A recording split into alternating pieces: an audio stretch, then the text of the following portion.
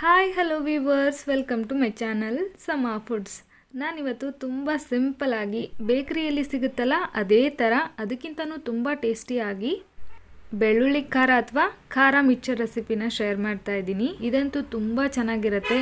ಇಷ್ಟಪಡದೇ ಇರೋರು ಯಾರೂ ಇಲ್ಲ ಅಂತಲೇ ಹೇಳ್ಬೋದು. ಮಕ್ಕಳಂತೂ ತುಂಬ ಇಷ್ಟಪಡ್ತಾರೆ. ಸಂಜೆ ಟೀ ಕಾಫಿ ಜೊತೆಗೆ ಮತ್ತು ಊಟದ ಜೊತೆಗೂ ನಾವು ನೆಂಚ್ಕೊಂಡು ತಿನ್ಬೋದು. ತುಂಬ ಚೆನ್ನಾಗಿರುತ್ತೆ. ಮಾಡೋದು ತುಂಬ ಸುಲಭ. ಒಂದ್ಸಲ ಇದನ್ನು ಮಾಡಿಕೊಡಿ, ನಿಮ್ಮ ಮನೆ ಮಂದಿ ಎಲ್ಲ ತುಂಬ ಇಷ್ಟಪಟ್ಟು ತಿನ್ನೋದಂತೂ ಗ್ಯಾರಂಟಿ.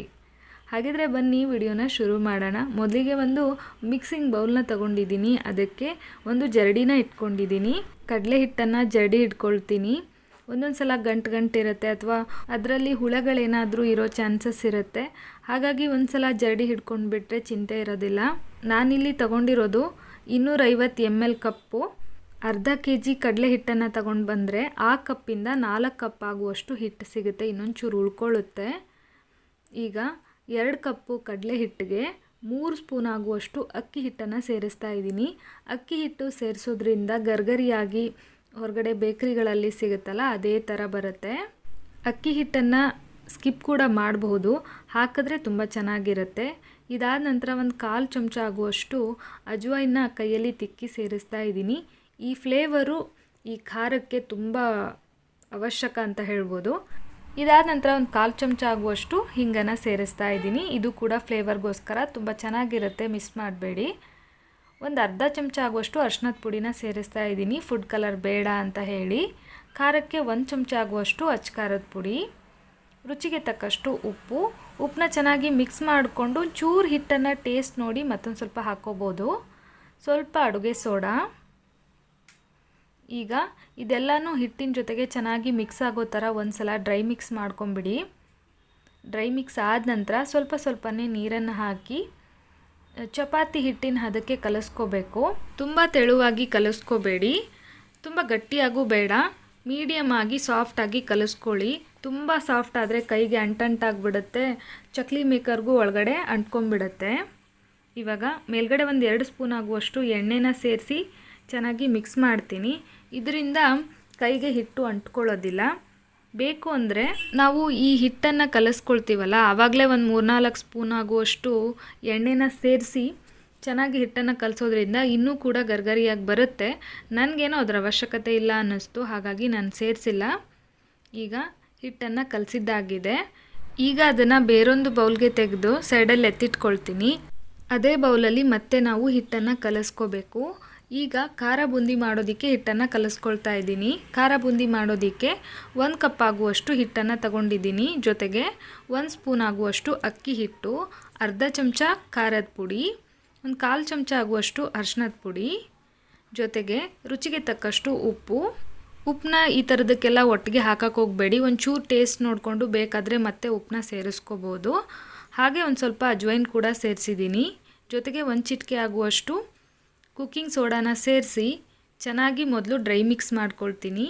ಇದಾದ ನಂತರ ಸ್ವಲ್ಪನೇ ನೀರನ್ನು ಹಾಕಿ ತೆಳುವಾಗಿ ಹಿಟ್ಟನ್ನು ಕಲಿಸ್ಕೋಬೇಕು. ಗಟ್ಟಿಯಾದರೂ ಕಷ್ಟ, ಬೂಂದಿ ಸರಿಯಾಗಿ ಬರೋದಿಲ್ಲ. ತೆಳುವಾದ್ರಂತೂ ಉದ್ದುದ್ದ ಬಂದುಬಿಡುತ್ತೆ, ಚೆನ್ನಾಗಿರೋದಿಲ್ಲ, ಶೇಪ್ಲೆಸ್ ಆಗಿಬಿಡುತ್ತೆ.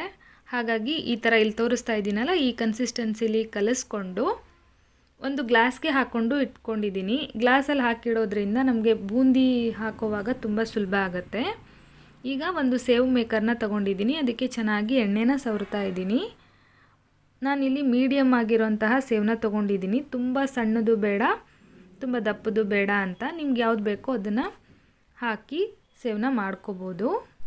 ಈಗ ಇದನ್ನು ಟೈಟಾಗಿ ಲಾಕ್ ಮಾಡಿಕೊಂಡು ಒಂದು ಸಲ ಚೆಕ್ ಮಾಡ್ಕೊಳ್ಳಿ. ಡೈರೆಕ್ಟಾಗಿ ಎಣ್ಣೆಯಲ್ಲಿ ತಿರುಗ್ಸಕ್ಕೆ ಹೋದರೆ ಒಂದೊಂದು ಸಲ ಅದು ಸರಿಯಾಗಿ ಬರೋದಿಲ್ಲ, ಸಿಡಿದ್ಬಿಡುತ್ತೆ. ಹಾಗಾಗಿ ಒಂದು ಸಲ ಹೊರಗಡೆನೇ ಚೆಕ್ ಮಾಡಿಕೊಂಡು ಆಮೇಲೆ ಕಾದಿರೋಂತಹ ಎಣ್ಣೆಯಲ್ಲಿ ಸೇವನ್ನ ಹಾಕಿ ಕರಿಬೋದು. ಇದಕ್ಕೆ ಮೊದಲೇ ನಾನು ಎಣ್ಣೆನ ಕಾಯೋದಕ್ಕೆ ಇಟ್ಟಿದ್ದೆ. ಎಣ್ಣೆ ಚೆನ್ನಾಗಿ ಕಾದಿರಬೇಕು. ಹೈ ಫ್ಲೇಮಲ್ಲಿ ಇಟ್ಕೊಂಡು ಈ ಥರ ಸೇವನ್ನ ಬಿಟ್ಕೊಳ್ತಾ ಬನ್ನಿ. ನೋಡಿ ತುಂಬ ಚೆನ್ನಾಗಿ ಬರುತ್ತೆ, ಒಂದಕ್ಕೊಂದು ಅಂಟ್ಕೊಳ್ತಾ ಇಲ್ಲ. ತೆಳುವಾಗಿಬಿಟ್ರೆ ಒಂದಕ್ಕೊಂದು ಅಂಟ್ಕೊಂಡ್ಬಿಡುತ್ತೆ. ಫ್ರೆಂಡ್ಸ್, ನೀವೇನಾದರೂ ನಮ್ಮ ಚಾನಲ್ನ ಫಸ್ಟ್ ಟೈಮ್ ವಿಸಿಟ್ ಮಾಡಿದರೆ ಪ್ಲೀಸ್ ನಮ್ಮ ಚಾನಲ್ನ ಸಬ್ಸ್ಕ್ರೈಬ್ ಮಾಡ್ಕೊಳ್ಳಿ, ಸಪೋರ್ಟ್ ಮಾಡಿ. ಹಾಗೆ ವಿಡಿಯೋ ಇಷ್ಟ ಆದರೆ ಒಂದು ಲೈಕ್ ಸಹ ಮಾಡಿ. ಇವಾಗ ನೋಡಿ ಸೇವನ್ನ ಹಾಕಿದ್ದಾಯಿತು. ಈಗ ಅದನ್ನು ಚೆನ್ನಾಗಿ ಫ್ರೈ ಮಾಡ್ಕೊಳ್ತಾ ಇದ್ದೀನಿ. ತುಂಬ ನೊರೆ ಬರ್ತಾ ಇರುತ್ತೆ ಮೊದಲು. ಅದೆಲ್ಲ ಕಡಿಮೆ ಆದ ನಂತರ ತಿರುಗಿಸಾಕೊಂಡು, ತುಂಬ ಕಲರ್ ಚೇಂಜ್ ಆಗೋದು ಬೇಡ, ಗರ್ಗರಿಯಾಗಿರುತ್ತೆ. ಕಲರ್ ಚೆನ್ನಾಗಿರುವಾಗಲೇ ತೆಗೆದುಬಿಡಿ. ಇದೇ ಥರ ನಾನು ಎಲ್ಲ ಸೇವನು ಮಾಡಿ ತಗೊಳ್ತೀನಿ.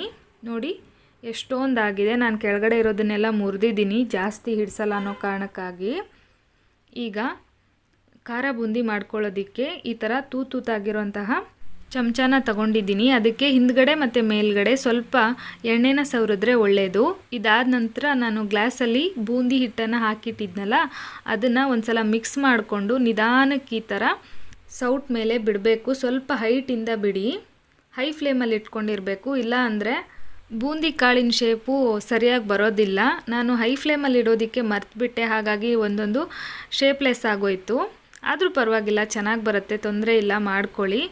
ಇದು ನೊರೆ ಎಲ್ಲ ಕಂಪ್ಲೀಟ್ ಆದಮೇಲೆ ಒಂದನ್ನು ನಿಮಗೆ ಗೊತ್ತಾಗಲಿಲ್ಲ ಅಂದರೆ ಒಂದನ್ನು ಈ ಥರ ಪ್ರೆಸ್ ಮಾಡಿ ನೋಡಿ, ಗರ್ಗರಿಯಾಗಿದ್ದರೆ ತೆಗೆದುಬಿಡಿ. ಇದನ್ನು ಅಷ್ಟೇ ತುಂಬ ಕಲರ್ ಚೇಂಜ್ ಆಗೋಕ್ಕೆ ಬಿಡಬೇಡಿ, ಚೆನ್ನಾಗಿರೋದಿಲ್ಲ. ಇದೇ ಥರ ನಾನು ಎಲ್ಲ ಖಾರ ಬೂಂದಿನ ಮಾಡಿ ತಗೊಂಡಿದ್ದೀನಿ. ನೋಡ್ತಾ ಇದ್ದೀರಲ್ವ, 1 ಕಪ್ ಹಿಟ್ಟಲ್ಲಿ ಎಷ್ಟೊಂದು ಖಾರ ಬೂಂದಿ ಆಗಿದೆ ಅಂತ. ಈಗ ಇದನ್ನು ಸೈಡ್ಗೆ ಎತ್ತಿಟ್ಕೊಂಡು ಬಟಾಣಿನ ಫ್ರೈ ಮಾಡ್ಕೊಳ್ಳೋಣ. ಒಂದು ಅರ್ಧ ಕಪ್ ಆಗುವಷ್ಟು ಬಟಾಣಿನ ನೆನೆಸಿಟ್ಟಿದ್ದೆ. ಈಗ ಒಂದು ತೂತಾಗಿರುವಂತಹ ಈ ಥರ ದೊಡ್ಡದು ಸೌಟನ್ನು ತಗೊಂಡು ಅದರೊಳಗೆ ಬಟಾಣಿನ ಹಾಕಿ ನಿಧಾನಕ್ಕೆ ಫ್ರೈ ಮಾಡ್ಕೊಳ್ತಾ ಇದ್ದೀನಿ. ಇದು ನಿಮಗೆ ರೂಢಿ ಇದ್ದರೆ ಮಾತ್ರ ಮಾಡ್ಕೊಳ್ಳಿ, ಇಲ್ಲಾಂದರೆ ಮಾಡೋಕ್ಕೆ ಹೋಗಬೇಡಿ. ಮುಖಕ್ಕೆ ಬಟಾಣಿ ಸಿಡಿಯೋ ಚಾನ್ಸಸ್ಸೇ ಜಾಸ್ತಿ. ಅದರಲ್ಲಿ ಬಟಾಣಿನ ಎಣ್ಣೆಲಿ ಹಾಕಿದ ತಕ್ಷಣ ಚಟಪಟ ಅಂತ ಸಿಡಿತಾ ಇರುತ್ತೆ. ನಿಮಗೆ ರೂಢಿ ಇಲ್ಲ ಅಂದರೆ ಖಂಡಿತವಾಗ್ಲೂ ಮಾಡೋಕ್ಕೆ ಹೋಗಬೇಡಿ. ಇದು ಅಷ್ಟು ಈಸಿ ಅಲ್ಲ ಅಂತ ಅನ್ನಿಸ್ತು ನನಗೆ, ತುಂಬ ಸಿಡಿಯುತ್ತೆ. ಇದನ್ನು ಈ ಥರ ಎಣ್ಣೆ ಎಲ್ಲ ನೊರೆ ಕಡಿಮೆ ಆಗೋವರೆಗೂ ಮತ್ತು ಗರ್ಗರಿ ಆಗೋವರೆಗೂ ಚೆನ್ನಾಗಿ ಫ್ರೈ ಮಾಡಿಕೊಂಡು ತಗೋಬೇಕು. ಇದಾಗಿದೆ. ಇದನ್ನು ಈಗ ಬೇರೊಂದು ಪಾತ್ರೆಗೆ ತೆಗೆದು ಸೈಡಲ್ಲಿ ಎತ್ತಿಟ್ಕೊಳ್ತೀನಿ. ನೋಡ್ತಾ ಇದ್ದೀರಲ್ವ, ಗರ್ಗರಿಯಾಗಿ ಫ್ರೈ ಆಗಿದೆ. ಈಗ ಅದೇ ಸೌಟ್ಗೆ ಒಂದು 3/4 ಕಪ್ ಆಗುವಷ್ಟು ಹೆಸರು ಕಾಳನ್ನು ನೆನೆಸಿಟ್ಟಿದ್ದೆ. ಅದನ್ನು ಕೂಡ ಚೆನ್ನಾಗಿ ಎಣ್ಣೆಲಿ ಫ್ರೈ ಮಾಡ್ಕೋಬೇಕು. ಇದು ಕೂಡ ಗರ್ಗರಿ ಆಗೋವರೆಗೂ ಈ ಥರ ಸೌಟಲ್ಲಿ ಮಿಕ್ಸ್ ಮಾಡ್ತಾ ಚೆನ್ನಾಗಿ ಫ್ರೈ ಮಾಡ್ಕೋಬೇಕು. ಈಗ ಹೆಸರು ಕಾಳು ಕೂಡ ಚೆನ್ನಾಗಿ ಫ್ರೈ ಆಗಿದೆ. ಅದರೊಳಗಿರುವಂತಹ ಎಣ್ಣೆನೆಲ್ಲ ನೀಟಾಗಿ ಬಸ್ತು ಅದನ್ನು ಕೂಡ ಬಟಾಣಿನ ತೆಗೆದಿಟ್ಕೊಂಡಿದ್ನಲ್ಲ ಅದೇ ಪಾತ್ರೆಗೆ ತೆಗೆದು ತಗೊಳ್ತಾ ಇದ್ದೀನಿ. ಇದಾದ ನಂತರ ಒಂದು ಅರ್ಧ ಕಪ್ ಆಗುವಷ್ಟು ಶೇಂಗಾನ ಕೂಡ ಎಣ್ಣೆಲಿ ಗರಿ ಆಗೋವರೆಗೂ ಫ್ರೈ ಮಾಡಿಕೊಂಡು ತಗೋಬೇಕು. ಶೇಂಗಾ ಕೂಡ ಈ ಖಾರ ಮಿಕ್ಸ್ಚರ್ಗೆ ತುಂಬಾ ಚೆನ್ನಾಗಿರುತ್ತೆ. ಇವಾಗ ಅದನ್ನು ಕೂಡ ಅದೇ ಪಾತ್ರೆಗೆ ತೆಗೆದು ಒಂದು ಅರ್ಧ ಕಪ್ ಆಗುವಷ್ಟು ಪುಟಾಣಿನ ಸೇರಿಸಿ ಅದನ್ನು ಕೂಡ ಚೆನ್ನಾಗಿ ಫ್ರೈ ಮಾಡ್ಕೊಳ್ತಾ ಇದ್ದೀನಿ. ಈಗ ಅದನ್ನು ಅಷ್ಟೇ ಅದೇ ಪಾತ್ರೆಗೆ ತೆಗಿತಾ ಇದ್ದೀನಿ. ಇದಾದ ನಂತರ ಒಂದು ಸ್ವಲ್ಪ ಗೋಡಂಬಿ, ದ್ರಾಕ್ಷಿ, ಬಾದಾಮಿ ತಗೊಂಡಿದ್ದೀನಿ. ದ್ರಾಕ್ಷಿ ಅಲ್ಲಲ್ಲಿ ಸಿಗ್ತಾ ಇರುತ್ತೆ, ಸ್ವೀಟಾಗಿ ಚೆನ್ನಾಗಿರುತ್ತೆ. ಗೋಡಂಬಿ, ಬಾದಾಮಿನೂ ಅಷ್ಟೇ ಚೆನ್ನಾಗಿರುತ್ತೆ. ಬೇಡ ಅಂದರೆ ಸ್ಕಿಪ್ ಮಾಡಿ. ಈಗ ಇದನ್ನು ಕೂಡ ಚೆನ್ನಾಗಿ ಫ್ರೈ ಮಾಡಿಕೊಂಡು ಅದೇ ಪಾತ್ರೆಗೆ ತೆಗೆದಿದ್ದೀನಿ. ಈಗ ಒಂದು ಸಣ್ಣ ಕಪ್ಪಲ್ಲಿ 1 ಕಪ್ ಆಗುವಷ್ಟು ಮೀಡಿಯಮ್ ಅವಲಕ್ಕಿನ ಫ್ರೈ ಮಾಡ್ಕೊಳ್ತಾ ಇದ್ದೀನಿ. ಇದನ್ನು ಎಣ್ಣೆಗೆ ಹಾಕಿದ ತಕ್ಷಣ ಪಟಪಟ ಅಂತ ಅದೆಲ್ಲ ಫ್ರೈ ಆಗಿಬಿಡುತ್ತೆ, ತುಂಬ ಟೈಮ್ ಹಿಡಿಯೋದಿಲ್ಲ. ಇದನ್ನು ತುಂಬ ಹೊತ್ತು ಫ್ರೈ ಮಾಡ್ಕೊಳ್ಳೋ ಅವಶ್ಯಕತೆ ಇರೋದಿಲ್ಲ, ತುಂಬ ಬೇಗ ಫ್ರೈ ಆಗುತ್ತೆ. ಕಲರ್ ಚೇಂಜ್ ಆಗೋದಕ್ಕೆ ಬಿಡಬೇಡಿ. ತಕ್ಷಣವೇ ಇದನ್ನು ತೆಗೆದು ಸೈಡಲ್ಲಿ ಎತ್ತಿಟ್ಕೊಂಬಿಡಿ. ಇದಾದ ನಂತರ ಜೋಳದ ಅವಲಕ್ಕಿನ ತಗೊಂಡಿದ್ದೀನಿ. ಇದು ಎಲ್ಲ ಸೂಪರ್ ಮಾರ್ಕೆಟಲ್ಲೂ ಸಿಗುತ್ತೆ. ಇದ್ರದ್ದು ರೇಟ್ ಕೂಡ ಜಾಸ್ತಿ ಇಲ್ಲ, 1/4 kgಗೆ ಒಂದು 17 ರೂಪಾಯಿನೋ ಇದೆ ಅಷ್ಟೇ. ಇದನ್ನು ಕೂಡ ಒಂದು ಸಣ್ಣ ಕಪ್ ಆಗುವಷ್ಟು ಫ್ರೈ ಮಾಡಿಕೊಂಡು ತಗೊಳ್ತೀನಿ. ಬೇಕರಿಗಳಲ್ಲಿ ಸಿಗುವಂತಹ ಖಾರಕ್ಕೆ ಇದನ್ನು ಹಾಕಿರ್ತಾರೆ, ಹಾಗಾಗಿ ನಾನು ಕೂಡ ಒಂದು ಸಣ್ಣ ಕಪ್ ಆಗುವಷ್ಟು ಈ ಜೋಳದ ಅವಲಕ್ಕಿನ ಫ್ರೈ ಮಾಡಿಕೊಂಡು ತಗೊಳ್ತಾ ಇದ್ದೀನಿ. ಈಗ ಇದು ಕೂಡ ಚೆನ್ನಾಗಿ ಫ್ರೈ ಆಗಿದೆ. ಅದೇ ಪಾತ್ರೆಗೆ ತೆಗೆದು ಸೈಡಲ್ಲಿ ಎತ್ತಿಟ್ಕೊಳ್ತೀನಿ. ಇದಾದ ನಂತರ 2 ಗಡ್ಡೆ ಆಗುವಷ್ಟು ಬೆಳ್ಳುಳ್ಳಿನ ಜಜ್ಜಿ ತಗೊಂಡಿದ್ದೀನಿ. ಮೇಲ್ಗಡೆ ಇರುವಂತಹ ಸಿಪ್ಪೆನ ತೆಗೆಯೋ ಅವಶ್ಯಕತೆ ಇಲ್ಲ. ಜೊತೆಗೆ 2 ಒಣಮೆಣ್ಸಿನ್ಕಾಯನ್ನು ಕೂಡ ಅದ್ರ ಜೊತೆಗೇ ಫ್ರೈ ಮಾಡಿಕೊಂಡು ತಗೊಳ್ತೀನಿ. ಬೆಳ್ಳುಳ್ಳಿ ಗರಿ ಆಗೋವರೆಗೂ ಫ್ರೈ ಮಾಡ್ಕೋಬೇಕು. ಇವಾಗ ಬೆಳ್ಳುಳ್ಳಿ ಕೂಡ ಚೆನ್ನಾಗಿ ಫ್ರೈ ಆಗಿದೆ. ಇದ್ರ ಜೊತೆಗೆ 1-2 ಹಸಿಮೆಣಸನ್ನು ಕೂಡ ಗರಿ ಆಗೋವರೆಗೂ ಫ್ರೈ ಮಾಡಿದ್ರೆ ಚೆನ್ನಾಗಿರ್ತಿತ್ತು. ಅದು ಒಂದು ಮಿಸ್ ಮಾಡಿಬಿಟ್ಟೆ ಅಂತ ಅನ್ನಿಸ್ತು. ಬೇಕಾದರೆ ನೀವು ಅದನ್ನು ಸೇರಿಸ್ಕೊಳ್ಳಿ. ಈಗ ಕೊನೆಯಲ್ಲಿ ಒಂದು 6-7 ಕಡ್ಡಿ ಆಗುವಷ್ಟು ಕರಿಬೇವನ್ನು ಕೂಡ ಫ್ರೈ ಮಾಡಿಕೊಂಡು ತಗೊಳ್ತೀನಿ. ಇದನ್ನು ಕೂಡ ಗರಿ ಗರಿ ಆಗೋವರೆಗೂ ಫ್ರೈ ಮಾಡ್ಕೋಬೇಕು.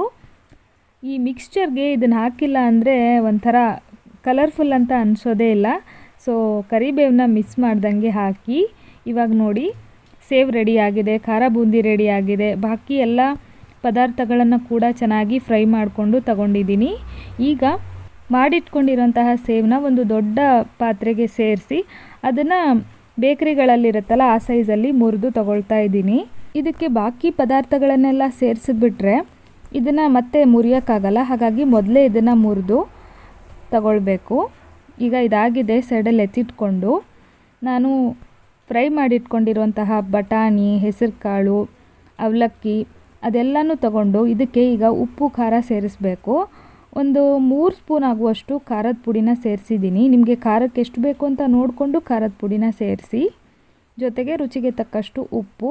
ನಾನು ಟೇಸ್ಟ್ ನೋಡಿಬಿಟ್ಟೆ ಉಪ್ಪು ಹಾಕಬೇಕು ಅಂತ ಇಲ್ಲಿ ಸ್ವಲ್ಪ ಉಪ್ಪನ್ನು ಸೇರಿಸಿದ್ದೀನಿ. ನಿಮ್ಮ ಮನೇಲಿ ಚಾಟ್ ಮಸಾಲ ಇದ್ದರೆ ಅದನ್ನು ಕೂಡ ಆ್ಯಡ್ ಮಾಡಿ, ತುಂಬ ಚೆನ್ನಾಗಿರುತ್ತೆ. ನನ್ನ ಹತ್ರ ಇರಲಿಲ್ಲ, ಹಾಗಾಗಿ ಸೇರಿಸಲಿಲ್ಲ. ಈಗ ಮೊದಲಿಗೆ ಇವೆಲ್ಲವಕ್ಕೂ ಉಪ್ಪು ಖಾರ ಹಿಡಿದ ನಂತರ ಬಾಕಿ ಪದಾರ್ಥಗಳನ್ನು ಸೇರಿಸಬೇಕು. ಈಗ ಖಾರ ಬೂಂದಿನ ಸೇರಿಸಿ ಮಿಕ್ಸ್ ಮಾಡ್ಕೊಳ್ತೀನಿ. ಖಾರ ಬೂಂದಿ ಮತ್ತು ಸೇವನ್ನ ಮಾಡ್ಕೊಳ್ಳೋವಾಗ ಮೊದಲೇ ನಾವು ಉಪ್ಪು ಖಾರ ಎಲ್ಲ ಹಾಕಿದ್ದೀವಿ, ಹಾಗಾಗಿ ಅವೆರಡನ್ನು ಕೊನೆಗೆ ಸೇರಿಸಿದ್ರೆ ಒಳ್ಳೆಯದು. ಈಗ ಕೊನೆಯಲ್ಲಿ ಸೇವನ್ನ ಸೇರಿಸಿ ಮಿಕ್ಸ್ ಮಾಡ್ಕೊಳ್ತಾ ಇದ್ದೀನಿ. ನಾನು ಈ ಸೇವನ್ನ ಮಾಡೋದಕ್ಕೆ ಒಂದು ಅರ್ಧ kg ಆಗುವಷ್ಟು ಕಡಲೆ ಹಿಟ್ಟನ್ನು ತಗೊಂಡು ಬಂದಿದ್ದೆ. ಅದರಲ್ಲಿ ಇನ್ನೂ 100 ಗ್ರಾಮ್ ಆಗುವಷ್ಟು ಕಡಲೆ ಹಿಟ್ಟು ಹಾಗೆ ಉಳ್ಕೊಂಡಿದೆ. ಬರೀ ಒಂದು 400 ಗ್ರಾಮ್ ಆಗುವಷ್ಟು ಕಡಲೆ ಹಿಟ್ಟಲ್ಲಿ ಎಷ್ಟೊಂದೆಲ್ಲ ಖಾರ ರೆಡಿಯಾಗಿದೆ. ಟೇಸ್ಟ್ ಅಂತೂ ತುಂಬ ಚೆನ್ನಾಗಿರುತ್ತೆ. ಮನೆಯಲ್ಲಿ ಎಲ್ಲರೂ ಇಷ್ಟಪಟ್ಟು ತಿಂತಾರೆ. ನನಗೆ ಗೊತ್ತು, ಒಂದು 50 ರೂಪಾಯಿ ಕೊಟ್ಟರೆ ಹೊರಗಡೆ ಸಿಗುತ್ತೆ, ಇದನ್ನೇನ್ರಿ ಮಾಡೋದು ಅಂತ ಅನ್ಬೋದು.